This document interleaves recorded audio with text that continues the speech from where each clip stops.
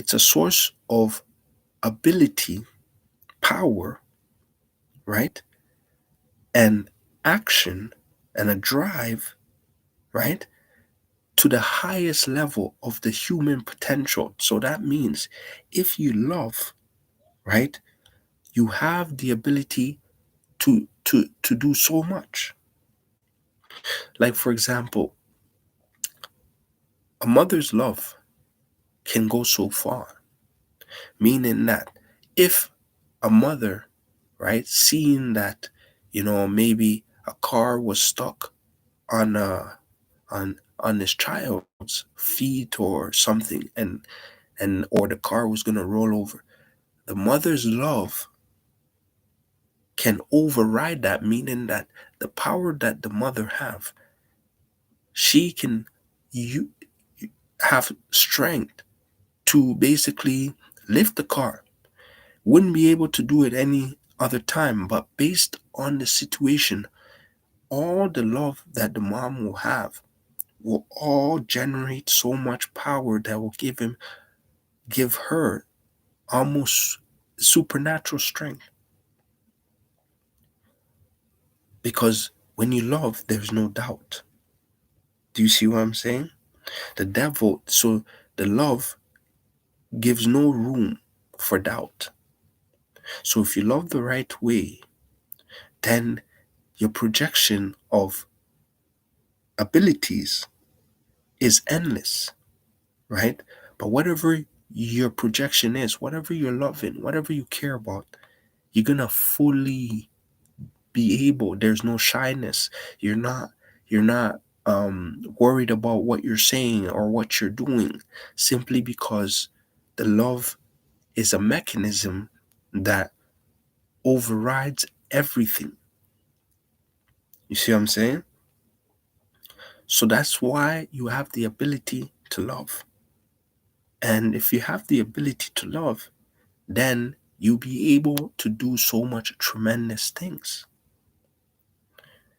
To persevere in James 1 is truly to love. You have to love what you're doing. Anything that you do, you have to actually love it to be able to be good at it. There is nobody that has done anything. If you're in sports, if you're in politics, if anything that you do, if you're preaching, you're a pastor, evangelist, if you're a businessman, all the greats that are great at whatever they do, they have to love it somehow. Even if they're, what's it called, they're crooked. If they love being crooked, then that still gives them abilities, even though it's a wrong way of doing things. See what I'm saying? The only way to override that is not being. Is there's good love and there's bad love. But you notice both of them are love. Do you see what I'm saying? Both of them have power. But the good love is more powerful than the bad love. But it doesn't matter if bad love is there and it's projecting. If the other side does not love what they're doing, they will never win, because it's like a unlimited source of power to be able to find the true power of God, and to have unlimited source of capability of strength, power, knowledge, wisdom is through love.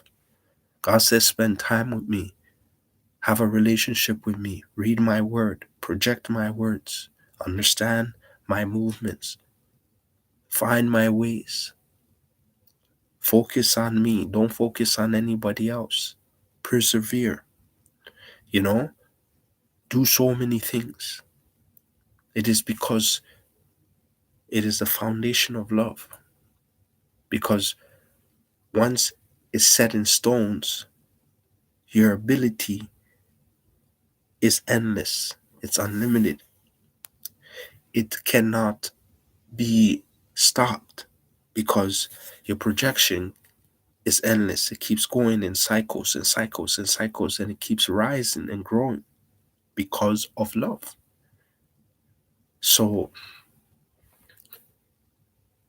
if the world refuses to love, if the world does not put human lives first, right, and they love objects, then the love for the objects is going to get them to do things, right, that are very detrimental to society simply because their love for objects, right? And the objects, there is no life in there,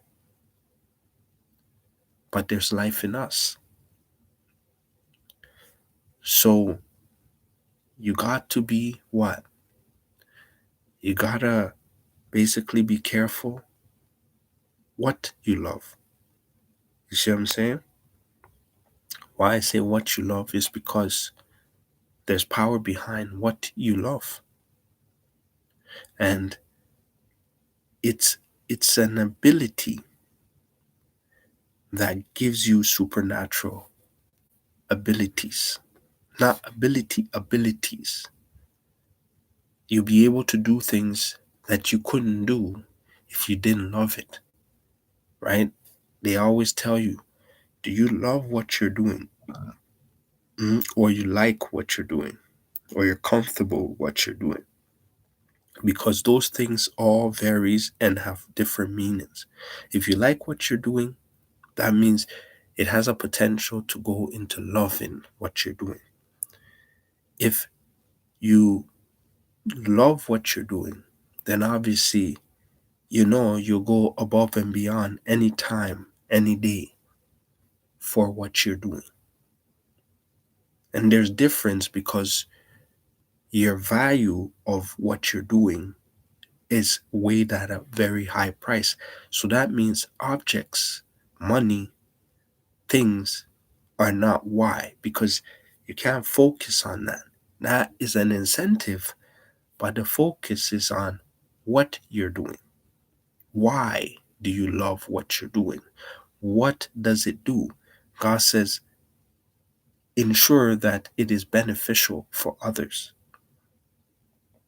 Because if we're all connected, you know, then you're giving powers to others, right? It's like a source of insurance and abilities of good deed that you're doing without knowing that you're doing it, right? But the projection is helping others learn what you have. So become the love, because love does not have a specific